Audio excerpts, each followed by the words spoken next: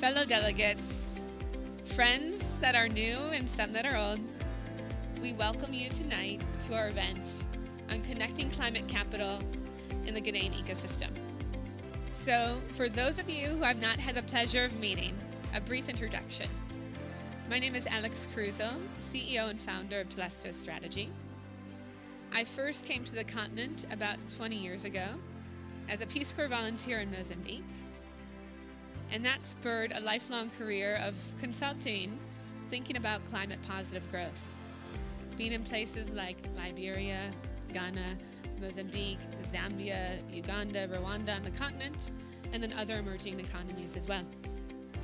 I first worked on the public sector side, even being embedded in African ministries and understanding those dynamics and those objectives. And then transitioned more to the private side, thinking about how do the largest companies on the planet expand into places like Ghana. And now, as of 3 years ago during the pandemic, I launched Telesto. I feel like there was a missing opportunity where finally businesses, governments, nonprofits could think about strategies that are led by climate positive growth. So that's what we're hoping to do here tonight, and that's the mandate of Telesto. Thank you, Alex and Andrew and Telesto, for hosting us tonight. And I know what's going to be a truly engaging opportunity to hear from those who are working deeply in the climate space here in Ghana and beyond. Anyway, I'm very hopeful. You can't come away from days like these 3 days we've spent in Accra, and not be hopeful about the future and the now, right? It's really about the now. So thank you. I'll leave you with that. Good evening, everyone. Very excited to see everyone here tonight. Thanks for joining us. Before we get into the panel discussion that Alex mentioned, and very much looking forward to that, by the way, I think it'll be helpful to sort of go through a set of data-driven slides to develop a bit of a shared fact base that enables us to talk through climate finance in a way that we can advance the conversation beyond sort of a basic level and actually start talking about solutions to problems identified.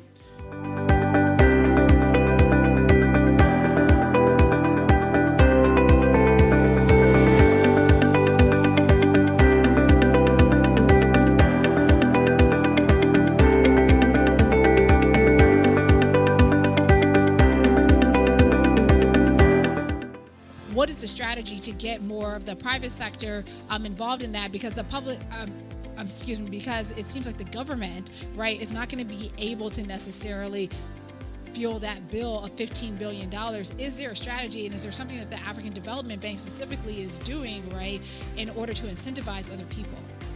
The opportunities, we want to leverage on the opportunities, right, and try to create and make the SME ready, right, through the banks.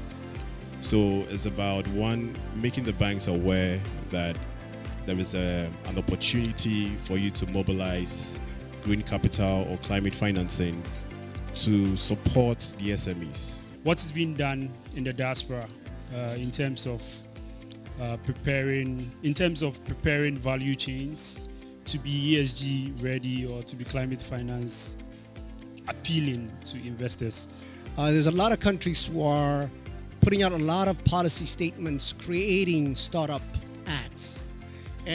But in my experience, the ones that I've seen, the problem is that they're creating startup acts or laws on top of their current commercial codes. And the problem with that is that startups are about inventing the future. You cannot invent the future with yesterday's logic, because the commercial codes are built on yesterday's logic. The African Development Bank says Africa needs $100 billion a year to address climate adaptation. So if we have a policy that calls for more industries, which means that, when the industries are added, the climate adaptation gap is going to increase too as well. So how do we, address that in order not to incur further losses in the future? One thing that we could leverage on is mobilizing climate financing for alternative energy, right? So we have renewables. Let's see how industry now would consider renewable energy instead of our fossil fuels.